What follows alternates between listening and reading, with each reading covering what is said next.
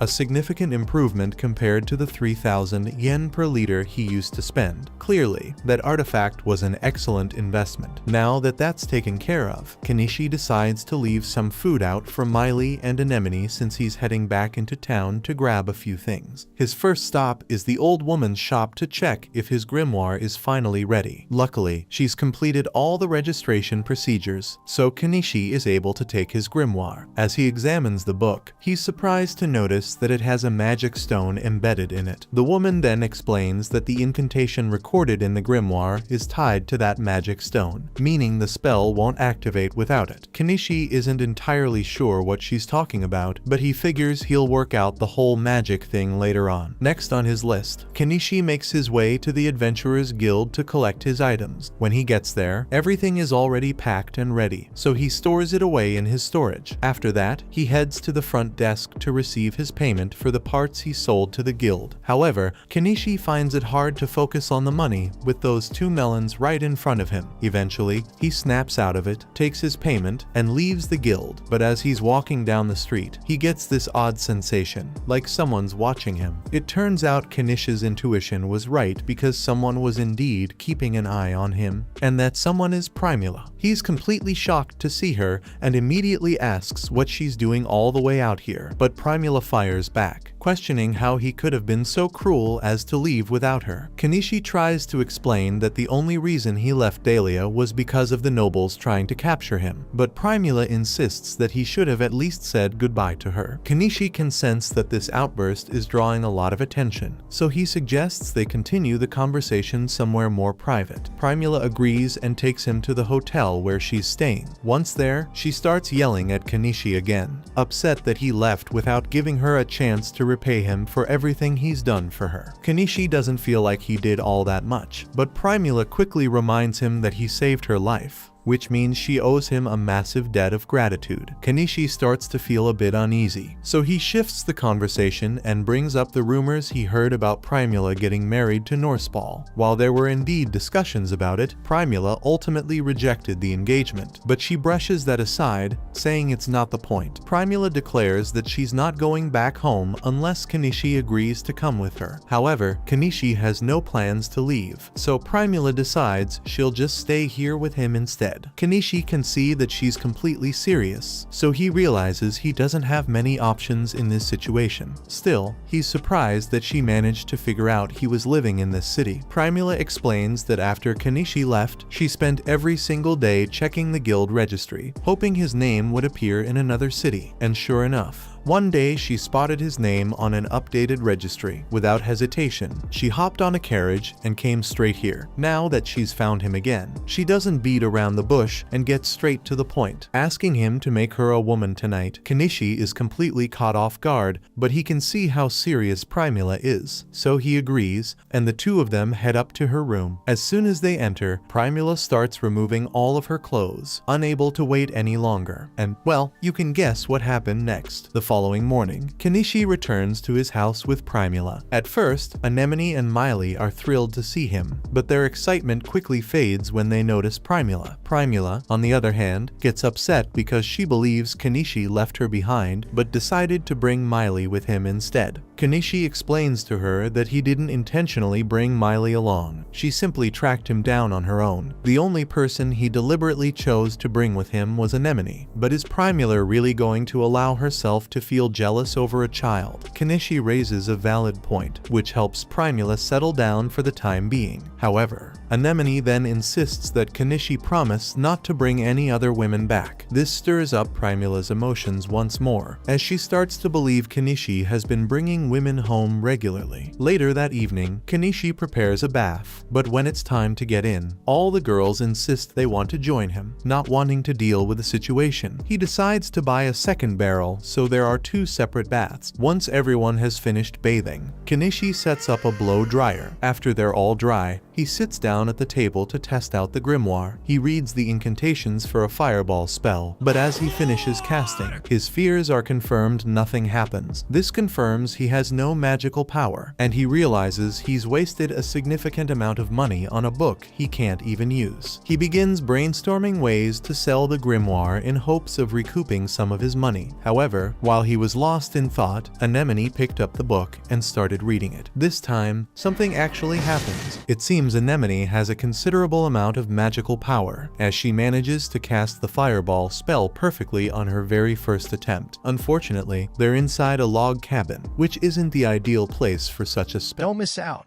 Hit that subscribe button and turn on notifications to stay updated with the latest anime recaps and be the first to know when the next episode drops.